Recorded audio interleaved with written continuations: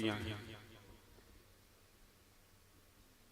हाँ भैया, जब हम कथा के सिस्टम होते हैं तब तो फिर हम किसी को नहीं छोड़ते, चाहे अपना हो चाहे पराया, फिर हम किसी को नहीं छोड़ते। हमारी टीम सब हमसे अच्छे से वाकिफ है। 4 घंटे तो पता नहीं कौन सा देवता हमारे अंदर सवार रहता है। कई लोग कथा में आके और किसी को देवी देवता छड़ जाते हैं तो वो उल्टा सीधा करने लगते हैं। एक जगह मैं इसी कोलारस में कथा कर रहा था, अब मैं नाम नहीं लूंगा, कहाँ की घटना है। परिवार में आपकी तरह 150 लोग थे और बस कथा प्रारंभ हुई, कोई सा भी कथा में भजन बजे तो 150 लोगों में देवता चालू हो जाता।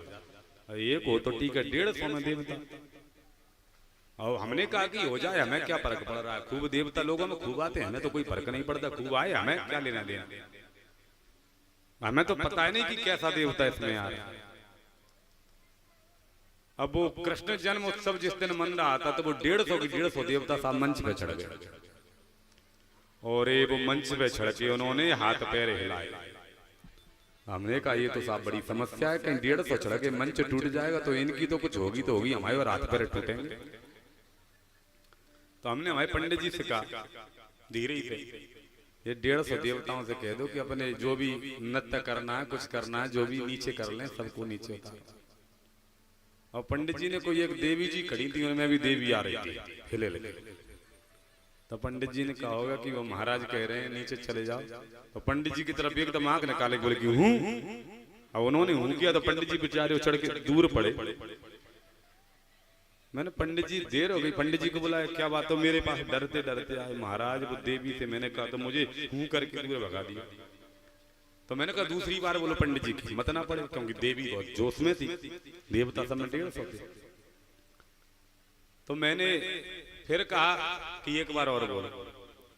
उन्होंने फिर बोला तो फिर देवी ने आंख दिखा दी, वही हुंकारा सा देके फिर दूर भगा दी। अरे हमने कहा साहब बीमारी बड़ी हो गई, अब तो इसका इलाज ठीक से करना पड़ेगा। हमने हमारे संगीत वालों को कहा कि गाना बजाना बंद करो। 150 देवताओं से कहा कि सब नीचे उतर जाओ, तुम में तो छोटा मोटा देवता आ रहा है, कहीं मुझे में भैरव आ जाएगा तो फिर आपत हो जाएगा। हाँ कहीं हमें को भैरव आ जाए तो फिर आपत हो जाएगी।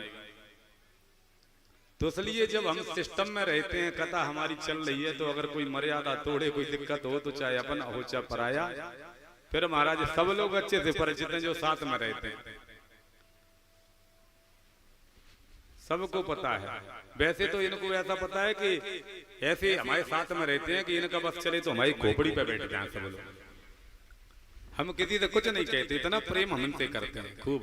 पर कथा के सिस्टम में रहते हैं तो फिर महाराज इनसे ही पूछो कि कथा में तो फिर इनको पता है कि कैसा यो बख्शेंगे नहीं, चाहे समाज बैठा हो चाहे अकेला हो, फिर तो हालत बुरी हो जाती है। प्रेम से बोलो श्री राधे। कथा की मर्यादा है और कोई बात नहीं, मर्यादा जरूरी है। धर्मो रक्षति रक्षति। भोलेनाथ ने कहा कि मैं भी चलूंगा, माता पार्वती ने कहा चलो, पर गारंटी नहीं है तुम प्रवेश कर जाओ रास मंडप में। भोलेनाथ ने कहा जो होगा देखा जाएगा। पहुंचे गए, माता पार्वती रास मंडप में प्रवेश कर गई। रास मंडप के द्वार पर ललिता सखी पहरेदारी कर रही थी, तो भोलेनाथ को रोक दिया, रोको। भोलेनाथ बोले क्यों? बोले सर रास मंडप में पुरुष का जाना वर्जित है। भोलेनाथ ने ललिता सखी से कहा देवी कैसे भी कुछ करके मुझे रास मंडप में पहुंचा दो। आपने एक गुड़ सुना होगा, गुड़ की भाषा तो जानते हैं कुछ लोग। गुड़ कहते हैं धरती की तकतौल बता दे, बीज बता दे पानी का, शंकर जी का गुरु बता दे, पुरुष बता दे नारी का। अच्छा ये बताओ धरती की तौल क्या है? किसी से पूछे तो कुछ लोग तो कहते थे शेषनाग है धरती की तौल। शेषनाग कैसे हो जाएंगे? तौल का मतलब क्या होता है? तौल माने तराजू जमीन पर रखी हो तो तौल नहीं हो सकती। तौल तो जब होगी जब हाथ में टांग होगी और उसमें बांट रखोगे कम ज्यादा का, जब वजन का फर्क पड़ेगा तब तौल का। और जमीन पर दोनों पल भी रखे फिर कैसे तौलोगे? तौलने के लिए तो टांगना पड़ेगा। और पृथ्वी शेषनाग पर रखी है तो तौल नहीं है। धरती की तौल है धर्म, जब जब होए धर्म की हानि, बाड़े असुर अदम अभिमानी। तब तब धर प्रभु विविध शरीरा, हरई कृपा निधि सज्जन पीरा। जब धर्म की हानि होती है तो पृथ्वी डगमगाने लगती है, मानो तौल, डगमगाना माने तौल बिगड़ना, पृथ्वी की तौल बिगड़ जाती है। तो धरती की तक तौल बता दे, पृथ्वी की तौल धर्म। और बीज बता दे पानी का, तो पानी का बीज क्या है? बिना बीज के दुनिया में कोई चीज होती नहीं है। अब बरसात आ रही है, आपको सोयाबीन खेत में डालना है तो बीज होगा जब ही तो सोयाबीन कर पाओगे, बीज नहीं होगा तो कर लोगे। आपको आम का पेड़ लगाना है तो पहले गुठली चाहिए, बीज हो। तो बीज बता दे पानी का, तो पानी का बीज है आग, आग से पानी प्रकट होता है। ये मैं कोई थ्योरी नहीं बोल रहा, बिल्कुल एज ए प्रैक्टिकल बोल रहा हूं। अगर आपको देखना है कि आग से पानी कैसे प्रकट होता है तो घर जाके अभी शाम को अपने चूल्हा गैस जलाना, उस पर एक खाली भगोनी बर्तन रख देना, बिल्कुल खाली, उसे ढक देना थाली पे, और 5 मिनट के बाद उठा के देखोगे उसमें पानी मिल जाएगा। और दूसरी बात, जब पानी बरसता है तो आपने देखा होगा बिजली आग कहाँ चमकती है, उसी में ही। और जितनी ज्यादा बिजली तेज कड़केगी, जितनी ज्यादा चमकेगी, उतना ज्यादा पानी आएगा। आग से पानी प्रकट होता है। शंकर जी को गुरु बता दे, पुरुष बता दे नारी का। वैसे तो शंकर जी का कोई गुरु नहीं है, पर रास मंडप में जब भोलेनाथ ने प्रवेश किया है तो ललिता सखी को यहाँ अपना गुरु बनाया है। और ललिता सखी ने भोलेनाथ का सुंदर श्रृंगार किया है। जटाओं की छोटी बना दी, केस बना दिए, मांग में सिंदूर डाल दिया, होंठों को रचा दिया, माथे पे बिंदी लगा दी, हाथों में चूड़ी पहना दी, पायजे पहनाई है, मेहंदी लगाई है, महावर को रचाया है, चूनर ओढ़ाई है, लहंगा पहनाया है। शंकर जी को गुरु बता दे, पुरुष बता दे नारी को। तो शंकर जी ने यहाँ ललिता सखी को अपना गुरु बनाया है। और गुरु उसे कहते हैं, गु शब्द संधकारा, उ शब्द से प्रकाशा, जो तुमको रास्ता दिखा दे, रास्ता दिखाने वाला गुरु है। तो यहाँ ललिता सखी ने रास्ता दिखाया है। और भोलेनाथ रास मंडप में प्रवेश कर गए। अब रास मंडप में चारी सब गोपी छोटी छोटी, भोलेनाथ तो वैसे ही देख लो बड़े लंबे चौड़े से, तो भगवान जान गए कि आज तो नई गोपी आई है। और गोपी भी बड़ी खाते पीते घर की, लंबी चौड़ी। भोलेनाथ ने कहा अच्छा एक काम करो, आज सारी गोपियां लाइन लगा के तो खड़े हो जाओ। भगवान ने जब कहा सारी गोपियां लाइन लगा के खड़े हो जाओ, तो भोलेनाथ माता पार्वती से बोल पड़े, ये रास में लाइन भी लगा के खड़े होते हैं क्या? माता पार्वती बोली पहले तो कभी नहीं हुए, आज ही लाइन लगवा रहे हैं। सब लाइन लगा के खड़े हो गए। भगवान ने कहा आज मैं सब गोपियों का एक एक करके मुंह देखना चाहता हूं। भोलेनाथ तो घूंघट किए हुए थे। भोलेनाथ सोचने लगे छलिया नहीं मानेगा, सबके बीच में फूल पट्टी खोल देगा, सबका मुंह देखना चाहता है। लाइन लगा के खड़े हैं, भगवान आए, ये जो सामने गोपी खड़ी है इसका मुंह देखूंगा भोलेनाथ की तरफ। भोलेनाथ बोले ये तो परेशानी में आ गए। अब वहां 4,96,000, तो भोलेनाथ जल्दी से इधर उधर से निकले और जो सबसे लास्ट में गोपी खड़ी थी उसके पास हम पहुंच गए। यहाँ से मुंह देखते देखते आएंगे जब तक, फिर ऐसे ही हो जाएंगे। भगवान ने भी अपना प्रोग्राम कैंसिल कर दिया, बोले अब यहाँ से नहीं, जो सबसे लास्ट में जो लंबी गोपी खड़ी है उसका मुंह देखेंगे। और भगवान भोलेनाथ के पास पहुंच गए। भोलेनाथ घूंघट ओढ़े हुए, घूंघट को दबाए खड़े हैं। भगवान पहुंच गए और भगवान ने भोलेनाथ का घूंघट पकड़ लिया। सोचने लगे छलिया नहीं मानेगा, और एकदम से भगवान ने घूंघट को उठा दिया। बोलिए गोपेश्वर भगवान की जय हो, और जयकारा लगवा दिया। गोपेश्वर जो गोपियों के जो ईश्वर हैं वो गोपेश्वर। आज भी आप वृंदावन में जाओ तो गोपेश्वर मंदिर में दर्शन करने जाना। दुनिया में भोलेनाथ के कैसी भी पूजा होती हो, पर गोपेश्वर मंदिर में आज भी भोलेनाथ की मांग में सिंदूर भरा जाता है, चूड़ियां पहनाई जाती है, उनको साड़ी पहनाई जाती है, बिंदी लगा, पूरा गोपी वाला श्रृंगार गोपेश्वर में होता है भोलेनाथ का। दुनिया का इकलौता मंदिर है जहाँ भोलेनाथ स्त्री बन के, गोपी बन के बैठे हैं। और फिर रास भगवान ने गोपियों के साथ रचाया है। और रास भगवान रचाने लगे, जितनी गोपियां थी उतने कृष्ण बन गए। और रास भगवान रचा रहे। रास रचो है, रास रचो है, रास रचो है, रास रचो है, यमुना किनारे हरी रास रचो है। रास रचो है, रास रचो है, यमुना के तीर महारास रचो है। रास रचो है, रास रचो है, यमुना किनारे हरी रास रचो है। रास रचो है, रास रचो है, यमुना के नारे हरी रास रचो है। रास रचो है, रास रचो है, यमुना किनारे हरी रास रचो है। रास रचो है, रास रचो है, यमुना के नारे हरी रास रचो है।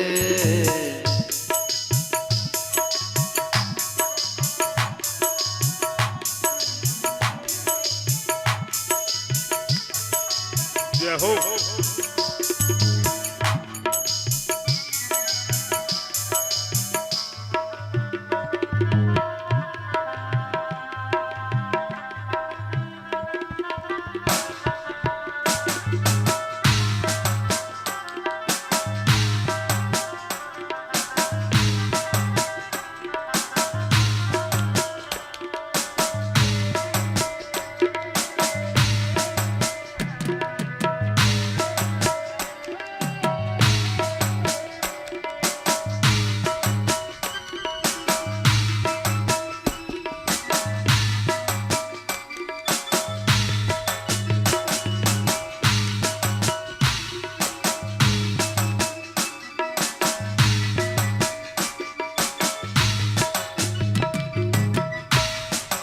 राधा नाचे, कृष्ण नाच, नाच गोपी जन।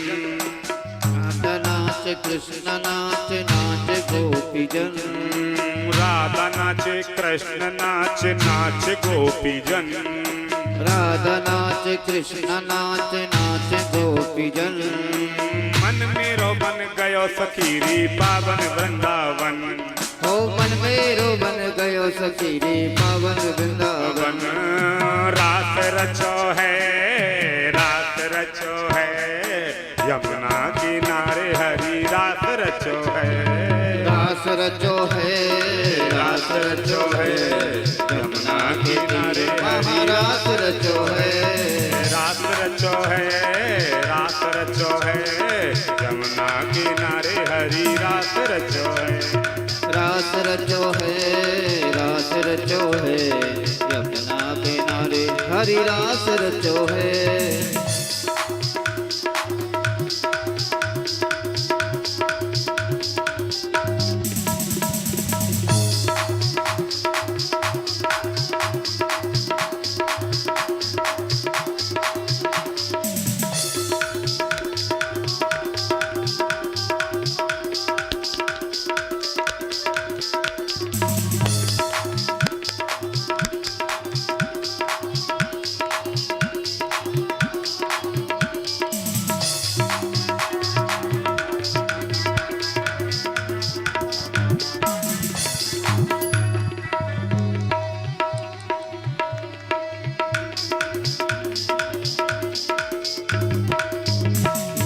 सूरज नाचे, चंदा नाचे, नाच तारा गण। सूरज नाचे, चंदा नाचे, नाच तारा गण। सूरज नाचे, चंदा नाचे, नाच तारा गण। सूरज नाचे, चंदा नाचे, नाच तारा गण। मन मेरो बन गयो सखीरी पावन वृंदावन। हो मन मेरो बन गयो सखीरी पावन वृंदावन। रास रचो है, रास रचो है, यमुना किनारे हरी रास रचो है।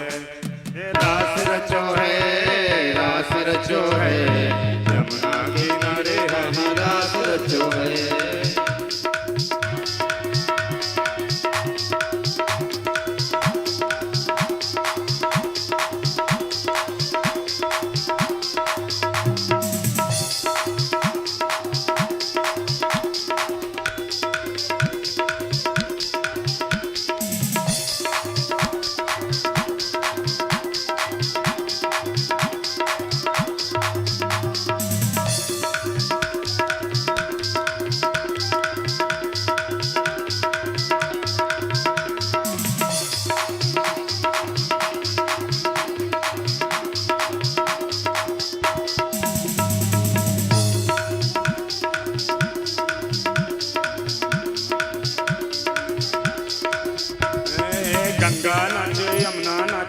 नाचे सरयू संग, गंगा नाचे यमुना नाचे नाचे सरयू जल, गंगा नाचे यमुना नाचे नाचे सरयू संग, गंगा नाचे यमुना नाचे नाचे सरयू जल। मन मेरो बन गयो सकीरी पावन वृंदावन, हो मन मेरो बन गयो सकीरी पावन वृंदावन। रास रचो है, रास रचो है, यमुना किनारे हरि रास रचो है, रास रचो है, रास रचो है, यमुना किनारे हरि रास रचो है, रास रचो है, रास रचो है, यमुना किनारे हरि रास रचो है, रास रचो है, रास रचो है, यमुना किनारे हरि रास रचो है, रास रचो है, रास रचो है, यमुना किनारे हरि रास रचो है, रास रचो है, रास रचो है, यमुना किनारे हरि रास रचो है, रास रचो है, रास रचो है, यमुना किनारे हरि रास रचो है, यमुना किनारे हरि रास रचो है, यमुना किनारे हरि रास। बोलिए रास बिहारी भगवान की जय। भगवान गोपियों के साथ यमुना के पावन पुलिन पर महारास को भगवान ने रचाया है। यह गोपियां कौन है? गोभी कृष्ण रस सेवती गोपी, जो हमारी इंद्रियां हैं वो गोपी हैं, वेदों के मंत्र, वेदों की ऋचाएं गोपी हैं, कर्म कांड के जो मंत्र हैं वो गोपी हैं। और भगवान ने जो त्रेता में जिनके मन की कामना थी कि राम हमारे प्रियतम होते, हम राम की बधूटी होते, भगवान ने उन सबके मन की कामना की पूर्ति की है, वही तो गोपी बन के आई है। भगवान का राम अवतार में रूप सौंदर्य माधुर्य ऐसा था कि जो भी भगवान के स्वरूप को देखता वो देखता रह जाता, आसक्त हो जाता। मनो पुरुष भी यह बात सोचने लगते कि हम भी स्त्री होते और ये हमारे पति होते, कितने सुंदर मेरे ठाकुर थे। नीलाम भुज श्यामल कोमलांग। और भगवान ने महाराज को रचाया है। यह प्रसंग गुरुदेव राजा परीक्षित को श्रवण करा रहे हैं। आगे भगवान श्रवण कराया है कि एक दिन की बात, नारद जी महाराज वीणा बजाते बजाते मथुरा पहुंचे हैं राजा कंस के पास।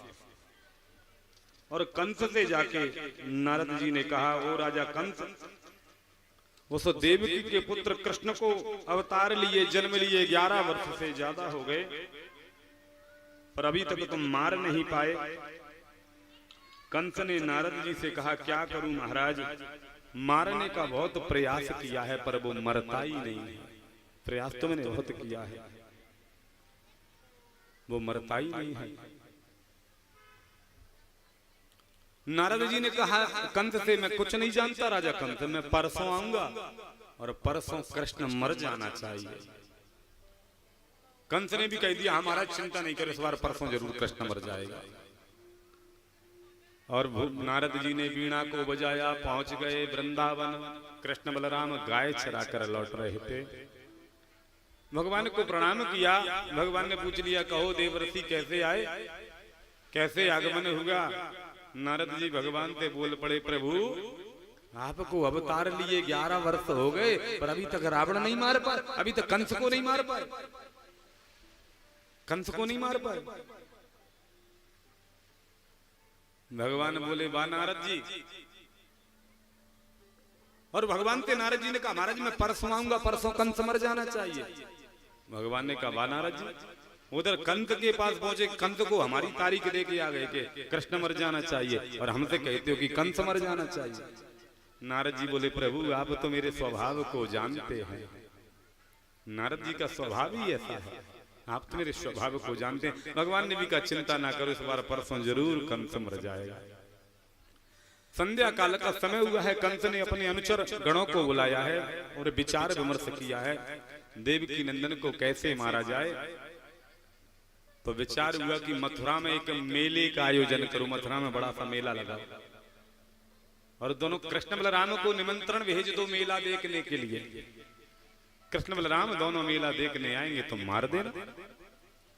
कंस ने कहा ये बात ठीक है।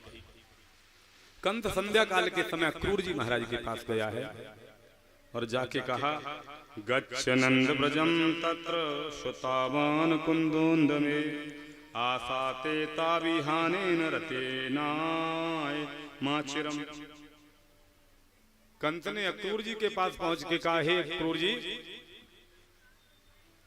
गच्छ नंद ब्रजम तत्र, तुमको कल प्रातः काल होते ही मथुरा से वृंदावन जाना है। अक्रूर जी ने कहा क्यों? कृष्ण बलराम को लेने के लिए। और कंस अक्रूर जी के पास पहुंचा तो वैसे मथुरा का राजा है, पर आज पहुंचा तो बड़ा झुक के अक्रूर जी को प्रणाम किया। अक्रूर जी जय हो, झुक के प्रणाम किया। और झुक के प्रणाम किया तो अक्रूर जी सोचने लगे कि कंस जैसा दुष्ट व्यक्ति मुझे झुक के प्रणाम कर रहा है, तो जान गए नवन नीच की अति दुखदाई। नीच व्यक्ति किसे कहते हैं जानते हो? इस दुनिया में जात समाज किसी की नीच नहीं है, दिमाग से भ्रम निकाल देना। नीच कोई नहीं है, नीच है कर्म।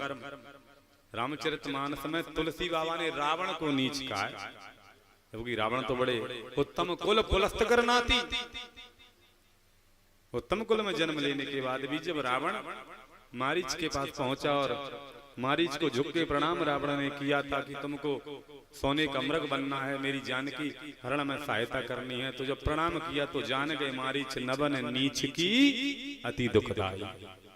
कोई नीच व्यक्ति हो, दुष्ट स्वभाव का व्यक्ति हो, और वो अगर तुमको कहीं झुक के प्रणाम कर रहा हो तो जान लेना जरूर कोई विशेष कारण है, क्योंकि दुष्ट बिना कारण के किसी के आगे झुकता नहीं। दुष्ट अपने स्वार्थ को सिद्ध करने के लिए झुके, जरूर कोई कारण है। तुम प्रातः काल होते ही चले जाओ वृंदावन। अक्रूर जी ने विचार किया, अगर कहीं इससे मना कर दूंगा कि मैं नहीं जाऊंगा तो ये मुझे मार डालेगा, दुष्ट है। तो अक्रूर जी ने कहा, हाँ ठीक है, मैं प्रातः काल चला जाऊंगा। पूरी रात अक्रूर जी को नींद नहीं आई। मेरा जीवन धन्य हो जाएगा, मैं वृंदावन जाऊंगा, कृष्ण के दर्शन करूंगा, जिन पायन के पादुकन भरत रहे मन लाए, मेरा जीवन धन्य हो जाएगा। ममाध्यम मंगलम नष्टम फलवांस चैव मे भव यनमस्ते भगवतो योग ध्यानाग्र पंकजम। सोच रहे हैं जो योगियों के ध्यान में भी बड़ी मुश्किल से आता है, और मुझे सहज में उसके कल दर्शन हो जाएंगे, मेरा जीवन धन्य हो जाएगा। और प्रातः काल की वेला में अक्रूर जी के लिए रथ को तैयार करवाया है। अक्रूर जी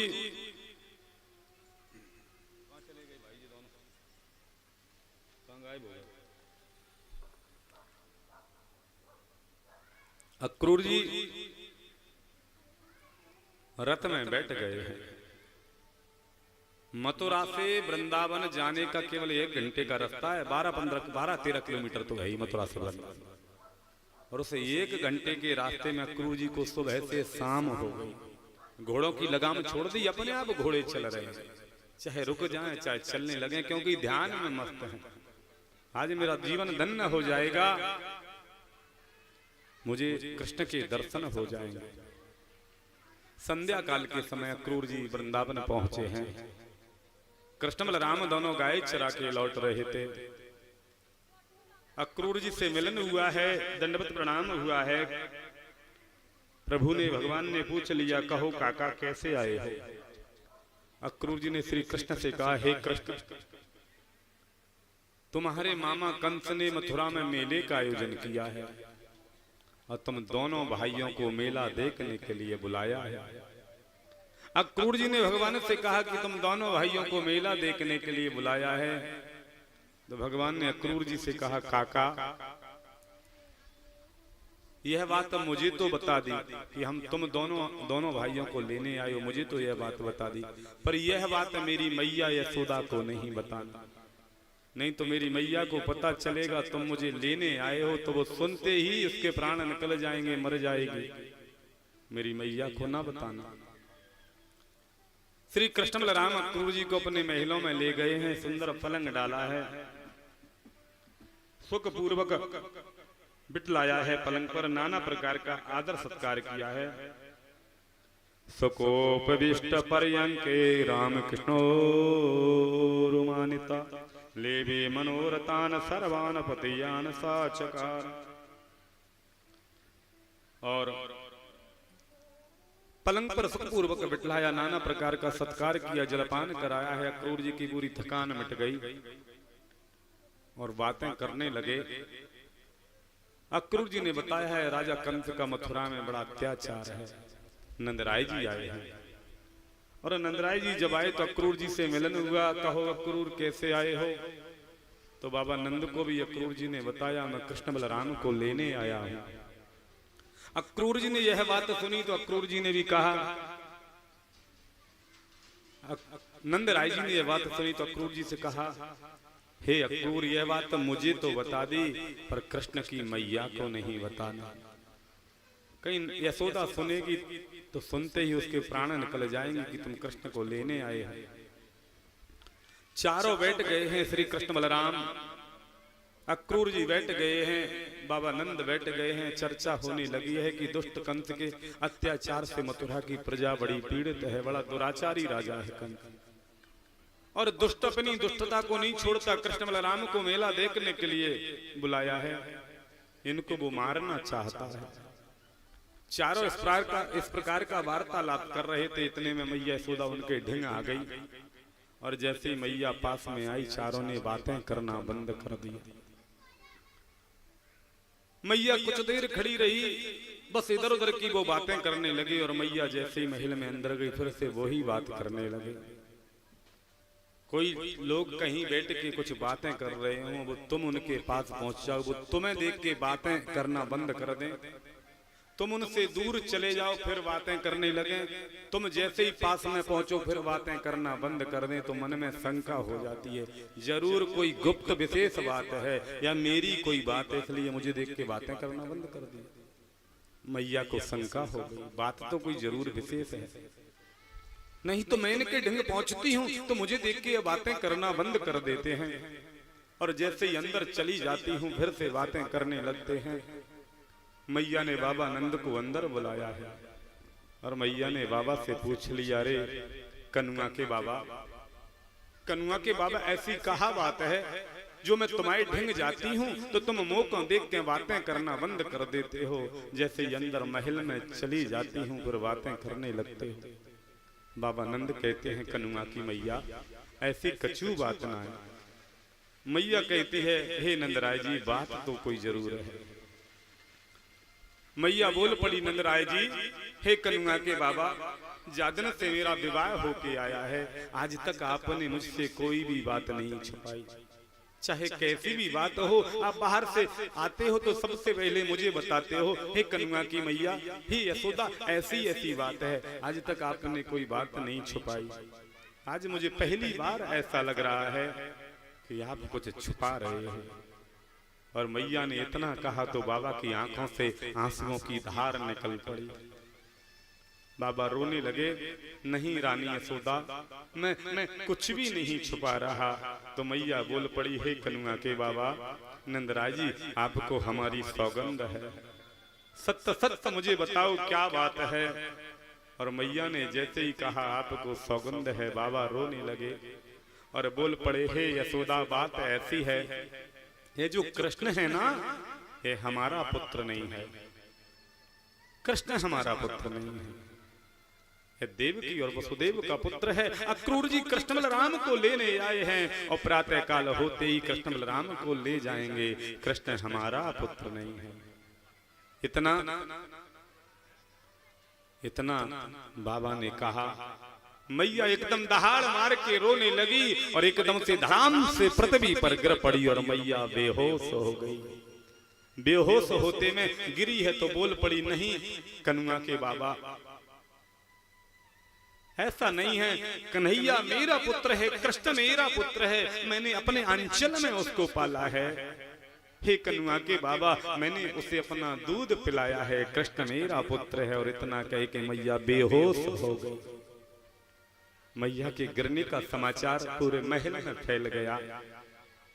श्री कृष्ण को पता चला है, बलराम को पता चला है, कृष्ण बलराम दौड़ कर आए हैं। मैया अचेत पृथ्वी पर पड़ी है। भगवान झट से मैया के पास में बैठ गए हैं। मैया के सर को भगवान ने उठाया है, अपनी गोद में रख लिया। मैया के नेत्रों से आंसुओं की धार निकल रही है। भगवान ने अपना पीतांबर लिया है, मैया के आंसुओं को पोंछ रहे हैं। बार बार भगवान मैया से पूछ रहे हैं, मैया अरे मैया ने के बोल तो सही, मैया तो को का है गयो, मैया ने के बोल तो सही। मैया अचेत पड़ी है, कुछ नहीं बोलती। मैया गिरी है, अचेत बेहोश हो गई है। महल के दास दासियों को पता चल गया। महल के दास दासी आके इकट्ठे हो गए। सबने मैया को घेर लिया। एक दूसरे से पूछ रहे हैं, दास दासी का है गयो, ऐसी कौन सी बात हो गई, मैया को का है गयो कि मैया गिर पड़ी, मैया बेहोश हो गई। एक दासी बोली, मैंने सुनी है कि या जो अक्रूर राव है ना, अक्रूर ने पतो ना है कौन सी ऐसी बात कही दी, बाकी बात को सुन के मैया बेहोश हो गई। एक दूसरी दासी बोल पड़ी, मैंने तो इतना सुना है कि यह जो कृष्ण बलराम है ना, यह मैया के पुत्र नहीं है, कृष्ण मैया का लाला नहीं है।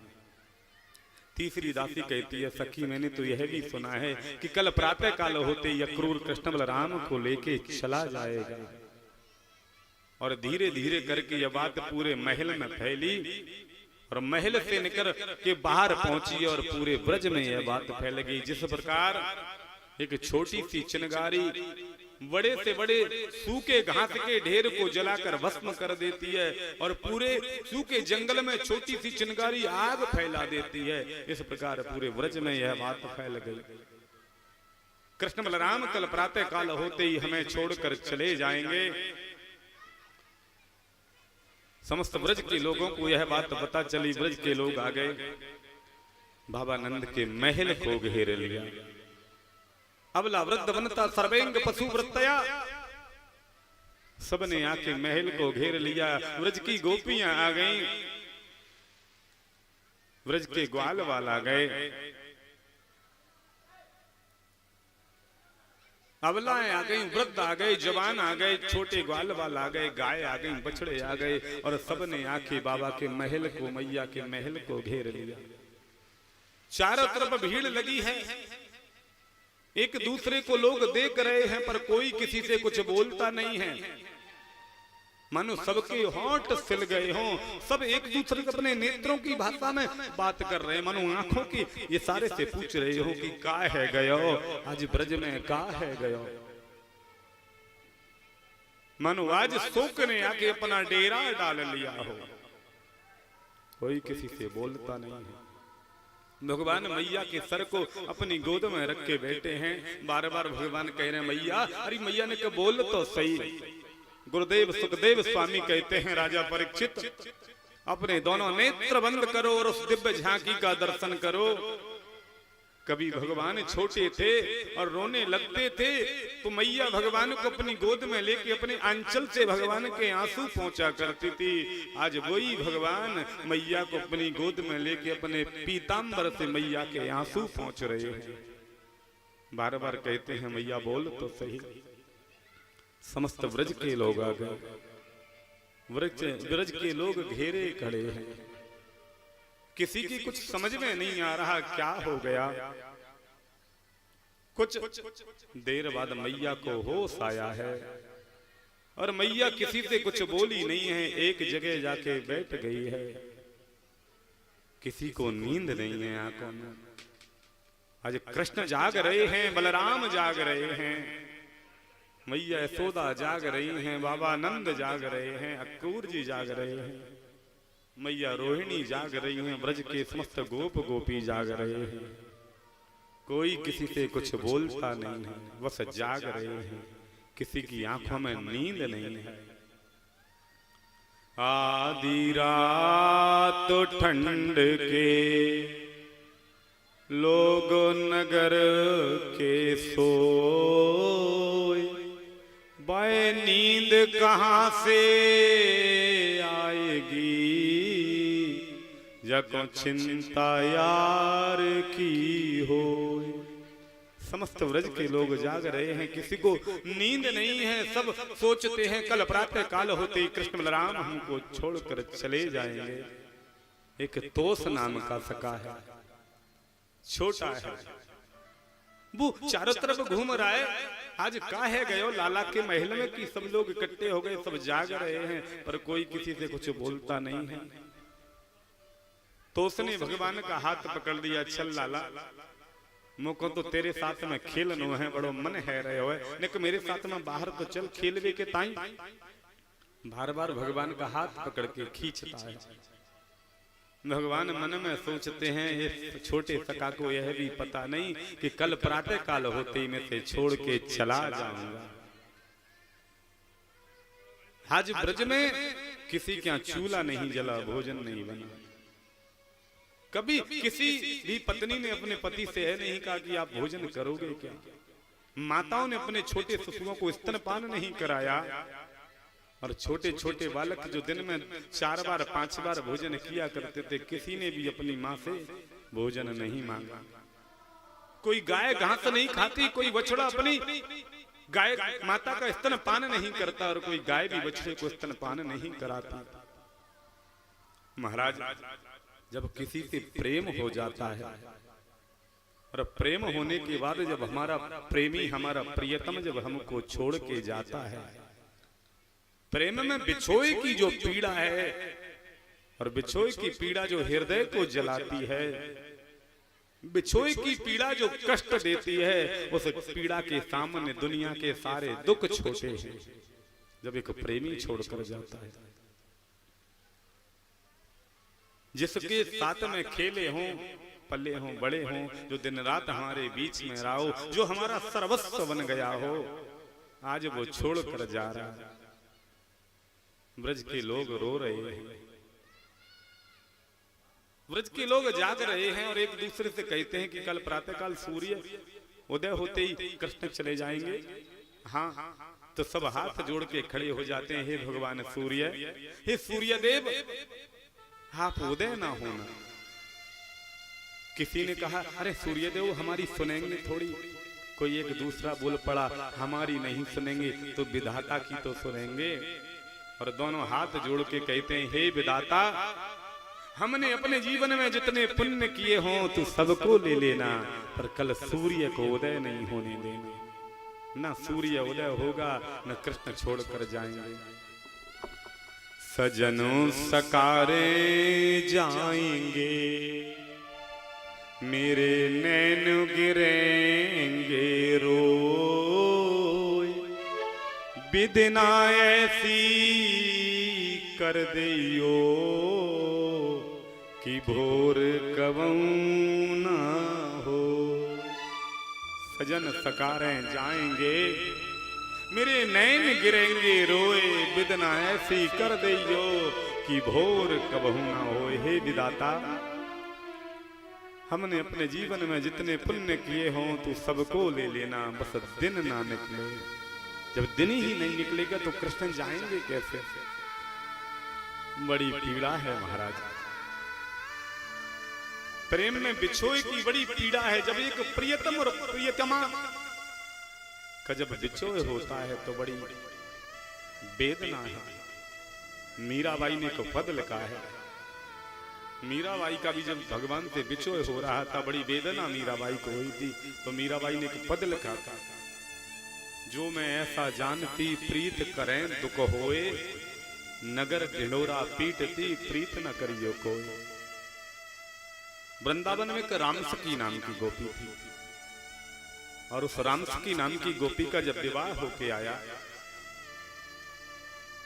तो उसकी सास ने रामसखी से कहा, बहू, यह जो नंद का लाला है ना, यह जो नंद का छोरा है ना, यह बड़ा जादूगर है। बहू, तू कभी भी इसे अपना मुंह ना दिखलाना। अगर कहीं तूने एक बार मुंह इसे दिखला दिया, ये तुझ पर कोई ऐसा टौना कर देगा, ऐसा जादू कर देगा, फिर तुझे इसके सिवा कुछ भी अच्छा नहीं लगेगा। तू दिन रात इसी के पीछे डोलती रहेगी, इसी के पीछे घूमती रहेगी। और उस रामसखी नाम की गोपी ने अपनी सास की बात को मान लिया। राम सखी का विवाह होके आया। भगवान जब भी जाते अपने ग्वाल बाल सखाओं के साथ राम सखी का मुंह देखने, वो झट से घूंघट कर लेती। घूंघट क्या कर लेती, 24 ही घंटे घूंघट में रहती।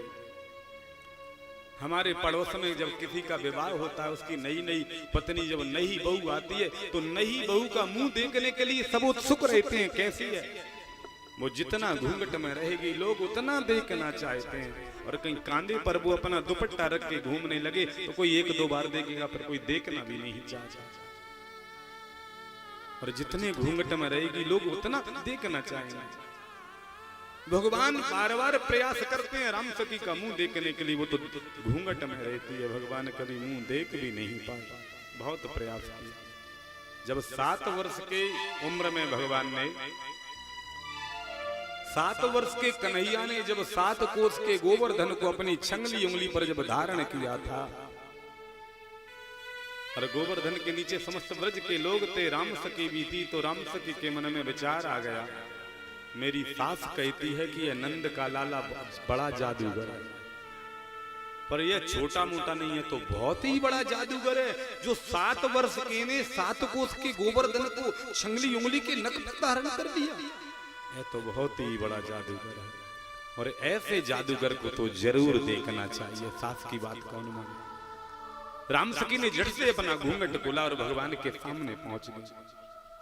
और भगवान के सामने पहुंची तो भगवान इस लीला को कोई समझ नहीं पाया। राम सखी की तरफ से मुंह घुमा के फेर के खड़े हो गए। राम सखी भगवान का चक्कर काटती रही, भगवान भी घूमते रहे। इस लीला को कोई जान ना पाया, पर राम सखी भगवान का मुंह ना देख पाई। भगवान कहते हैं कि तू अगर मेरी तरफ मुझसे मिलने आता है तो तू 1 पग चलेगा 1 पैर, तो मैं तुझसे मिलने के लिए 60 पग चलता हूं। तुम भगवान की तरफ 1 पैर रखोगे, भगवान 60 पग दौड़ जाते हैं। और कहीं तुम भगवान के सामने काठ से कठोर बनोगे तो फिर भगवान पग की जानना लोक ही लाट बन जाते हैं। जो तुम हो 1 पग धरे, मैं धरो तो कौन 60, तू बन जाए काट तो फिर मैं हूं लो की लाट। तुम भगवान से मिलने के लिए 1 पग चलोगे, भगवान 60 पग चलते हैं, और तुम काट से कठोर बन जाओगे, वो लो की लाट बन जाते हैं। राम सखी ने बहुत प्रयास किया, भगवान का मुंह ना देख पाई, रोने लगी है। और जब भगवान वृंदावन को छोड़कर मथुरा जा रहे थे, राम सखी को पता चला कृष्ण छोड़कर जा रहे हैं। मैं वृंदावन में रही इतने वर्ष, कृष्ण रहे, मैं कृष्ण का दीदार ना कर सकी, उनका दर्शन ना कर सकी। धिक्कार है मेरे जीवन को। अब तो वो छोड़ के चले जाएंगे तो पता नहीं कभी फिर मिल पाऊंगी कि नहीं, कभी उनको देख पाऊंगी कि नहीं, उनका दर्शन मुझे मिलेगा कि नहीं। राम सखी रथ के आगे आके लौट गई है। अक्रूर जी ने रथ को रोक लिया था। भगवान रथ से उतरे हैं, भगवान ने राम सखी को खड़ा किया। भगवान बोल पड़े, क्या बात है। राम सखी रोने लगी, शरणों में लेट गई, हे गोविंद, हे कृष्ण, हे नीलमणि, हे श्याम सुंदर, मेरे अपराध को क्षमा कर दो। मैंने बड़ा अपराध किया। आप जब भी मुझ पर आपने अनुग्रह करने का प्रयास किया, आपने जब भी कृपा मेरे ऊपर बरसाने का प्रयास किया, मैं उस कृपा से वंचित हो गई, मैं समझ ना सकी। हे नीलमणि, हे श्याम सुंदर, मैं अपने अपराध के लिए क्षमा मांगती हूँ। बस इतनी मेरी विनती है कि 1 बार मैं तेरा दीदार करना चाहती हूँ, 1 बार तुझे देखना चाहती हूँ, बस 1 बार मुझे दर्शन दे दे। भगवान ने नकार कर दिया, नहीं राम सखी, जब मैंने तुझे देखना चाहा तब तू भी तो अपने घूंघट में रही, मेरे भी तो मन में बहुत था, मैं देखूं तो सही राम सखी कैसी है। तो राम सखी अब इस जन्म में तू मुझे नहीं देख पाएगी, तो रोने लगी है। और रोने लगी है तो भगवान ने वचन दे दिया, जब मैं कलयुग में तू मेरी बहुत बड़ी भक्त बनेगी और तब तू मेरा दीदार करेगी। वो ही राम सखी कलयुग में राजस्थान में चित्तौड़ के पास एक मेड़ता नाम का गांव पड़ता है। उस मेड़ता में मीराबाई के नाम से राम सखी ने जन्म लिया। मीराबाई के माता पिता का छोटे में प्राणांत हो गया था। अपनी मौसी के घर रहती थी। मीराबाई की उम्र जब 7 वर्ष की हो गई, मीराबाई के मौसी के पड़ोसी की बेटी का विवाह था। बारात आई थी। दूल्हा घोड़ी पर बैठ के जा रहा था। निकल के लोग बारात को देख रहे थे। मीराबाई मौसी के साथ खड़ी थी तो पूछ लिया, मासी ए घोड़ी पर कौन? मीराबाई की मासी बोल पड़ी, बेटी हमारे जो पड़ोसी की बेटी का विवाह है उसका दूल्हा है। तो 7 वर्ष की मीरा के भी मन में आ गया, फिर मेरा भी तो कोई दूल्हा होगा। और मीराबाई ने पूछ लिया, मासी मेरा दूल्हा कहाँ है? 7 वर्ष की बेटी जिद करने लगी, मुझे भी तो दूल्हा चाहिए। नहीं नहीं मासी, मुझे भी तो दूल्हा ला के दे। अब मीरा की मासी कहाँ से दूल्हा ला के दे? तो गिरधर की जो विग्रह था, गिरधर की जो मूर्त थी, वो मूर्त वो विग्रह मीरा को दे दिया। ले मीरा, आज से यह तेरा दूल्हा।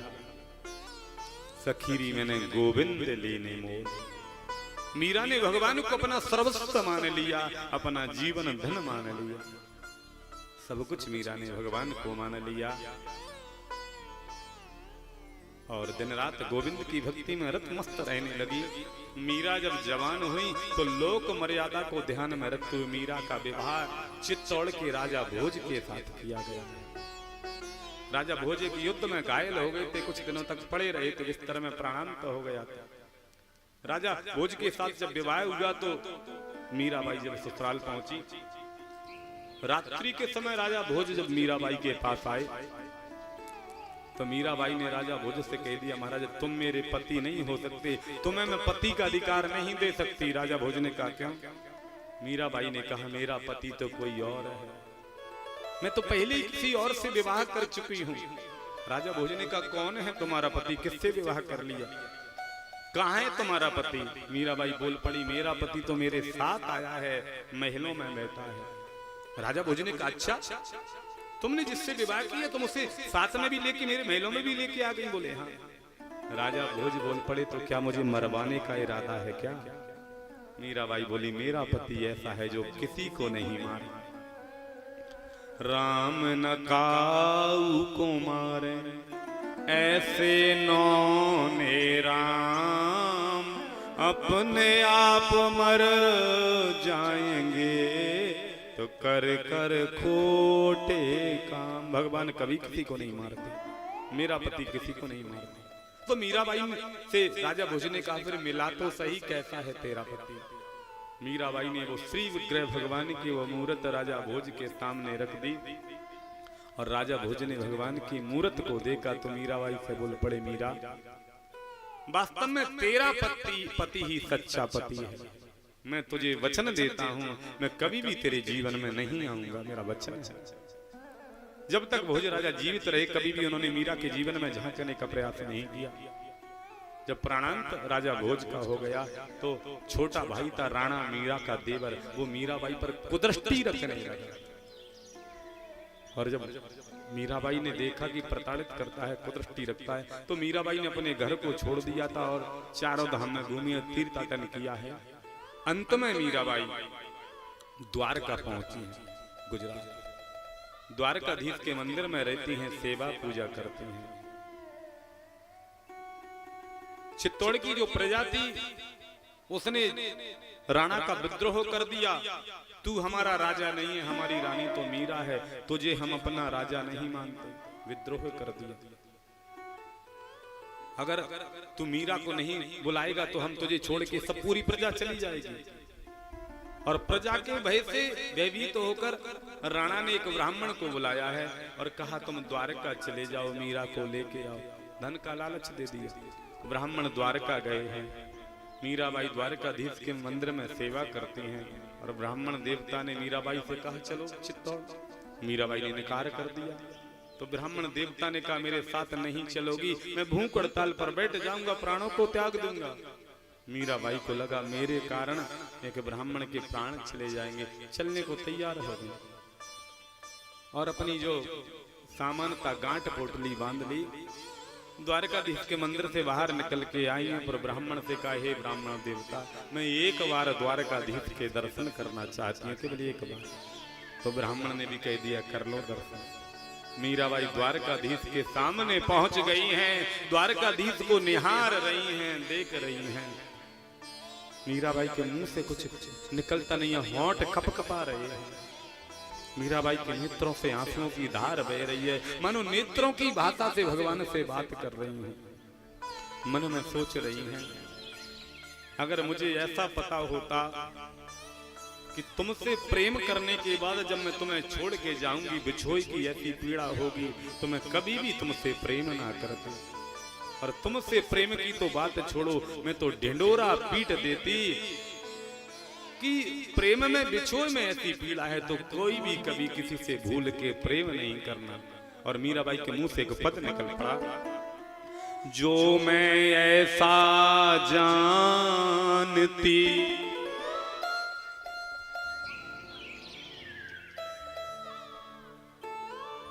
प्रीत करें दो के हो, जो मैं ऐसा जानती